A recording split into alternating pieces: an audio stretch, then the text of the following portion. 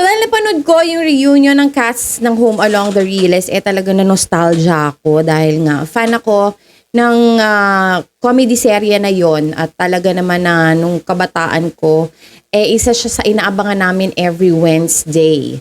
No? At eto nga, isa siya sa mga paborito kong casts doon, si Hillary, siya ang boss ni Cosme.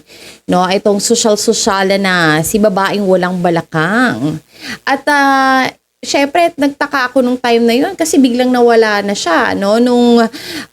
Dahil nga, nagtapos na rin yung Home Along the Realist. However, nabalitaan nga natin na tumakbo pala siya bilang isang politician after nung kanyang stint sa Home Along the Realist. Pero ngayon nga na nawala na siya at nabalitaan natin yung nangyari sa kanyang buhay dahil nga dito sa isang episode ng interview niya kay Julius Babaw, talagang nagkaroon ako ng parang awa sa kanya. I think she's a versatile actress also. She can portray a lot of roles. And sana makabalik nga siya dito sa showbiz, no? Dahil nga, para kahit paano matulungan din yung kanyang sitwasyon ngayon. Although marami daw ang tumutulong sa kanya, kagaya ni Mayor Isko Moreno at saka ni Honey Lacuna. No, kasi nagtatrabaho daw siya ngayon kay Honey Lacuna, not much salary pero kahit paano ay nakakatulong for her to get by. Tapos nga ito si Mayor Isko Moreno ay nag-promise daw sa kanya before nung nakalaban niya ito na kapag sakaling manalo siya ay tutulungan niya si Misita Astaos. Tas eto na nga, tinutulungan pa rin siya. Pero syempre sa estado ng kanyang buhay ay sana magamit pa rin niya yung kanyang talento, no, para kahit papaano ay makakatulong yun sa kanya.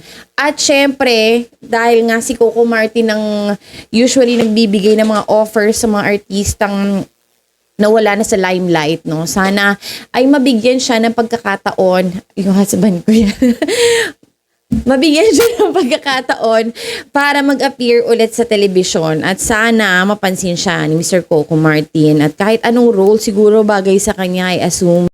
So nakita natin nung reunion, no, masayang masaya siya at talaga namang very emotional yung reunion na yun dahil nga kumpleto sila noon except for Mr. Dolphy, no, dahil pero feeling ko nandun siya somewhere around that video. Diba? So anyway, sabi niya doon, you all look the same, you're just taller. Thank you for having me here. Thank you for the effort of finding me. So after Home Along the Realist, hindi na natin siya talaga nakita. So only to find out na meron na siyang role sa politics, no. Ang interest niya sa pagpasok ng politics ay nagsimula nung nakilala niya itong lawyer and politician na si Dan Roleda. During her guest sa isang talk show. Tapos si Sita, she serves 3 terms as a counselor for the city of Manila and she also shared that she spent around 300,000 to 350,000 during her first campaign. And by the third campaign, it had reached up to 3 million. Wow, palaki ng palaki ang nagagastos every time na tumatakbo. So noong 2007, however, she ran for vice mayor in Manila pero natalo siya ni Isko Moreno. Tapos nung time na yon, ang nagastos niya sa campaign is around 6 million to 7 million. So that's a big sum of money. Tapos after nun, sobrang na-depress siya, ganyan. Dahil nga sa pagkatalo, syempre hindi siguro niya ina-expect yun. Na-hospital siya nung early part of 2011. Tapos na-diagnose siya with a psychiatric disorder which is the bipolar syndrome. Sabi niya, I had to start my life all over again. I literally came out of the hospital with a bag of clothes. And then, nung medyo back on her feet na ulit siya, ay nag-apply siya sa call center. She worked in a popular BPO. Sabi niya, I worked in a call center. I started with an English account. But later, I moved to Spanish account when I got accepted. Kasi it pays more. Sa call center daw kasi, 20,000 ang kinikita doon. Pero kapag Spanish account yung hinawakan mo, you will get 50,000 to 60,000. So, mas pinili niya doon sa Spanish account. Then after nun, na-offeran ulit siya ng isa pang TV show, which is a daily morning show na Masayang Umaga po sa Net25 with Leo Martinez noong taong 2015 to 2016. Na-nominate sila bilang Best Morning Show Host in the 2015 Philippine Movie Press Club Star Awards for Television. Then after nun, nag-leave muna siya para tumakbo muli. So, babalik siya ng politics. In-start nila itong party list na APWDE or Alliance for People with Disability Empowerment. Pero nireject daw yon ng Commission on Elections. Sabi niya, wow, you cannot imagine how much pain this cost me. After that, talaga na mess up daw talaga yung utak niya. Kasi bawal kan lumabas sa show, 'di ba? Pagtatakbo ka.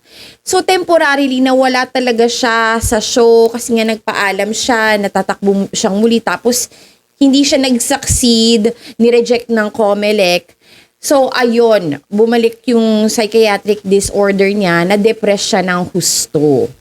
And then yun nga yung time na ang daming nakakita ng mga pictures na kumakalat ni Sita, no, nag-trending siya sa internet na sinabi na babaliw daw siya kasi parang hindi na siya nag-aayos, hindi na siya naliligo, gano'n. Yun yung mga kumakalat na mga pictures sa internet. So ano daw ang nangyari? Akala nila nagda-drugs.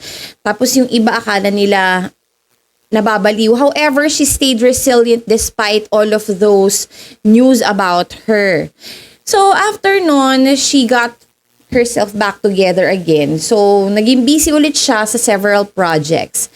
Nagturo na siya as a part-time Spanish-English translator and a manager and operation supervisor of a subcontractor.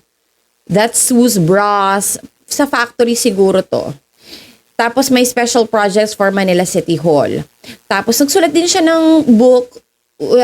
She's working on oil-based cleansers and disinfectants which are yet to be tested by the Food and Drug Administration. Ito yung pinakita niya na business niya kay Julius Babaw nung time na nag-guest siya doon. Tapos ngayon, very peaceful na yung buhay niya. However, nakakalungkot doon kasi yung bahay daw niya is walang kuryente. Kasi daw, napakalaki daw ng naging utang, tapos parang pinabayaan na lang niya, hindi na daw nakabitan.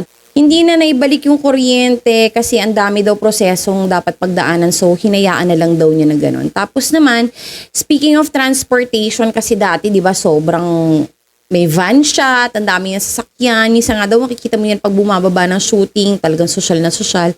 Pero ngayon ay ang transportation niya ay meron siyang sariling motor. So siya yung nagda-drive noon, di ba? So sana talaga mabigyang pansin ito si Misita Astals kasi talagang she can do so much more. Very, siya ay matalino. Makikita mo sa kanya na malakas ang loob niya. And very powerful to pagka nag-a-appear sa telebisyon para itong isang cherry pie Picache, di ba? Grabe. Sobrang gustong-gusto ko yung aura niya at saka yung registration niya sa camera.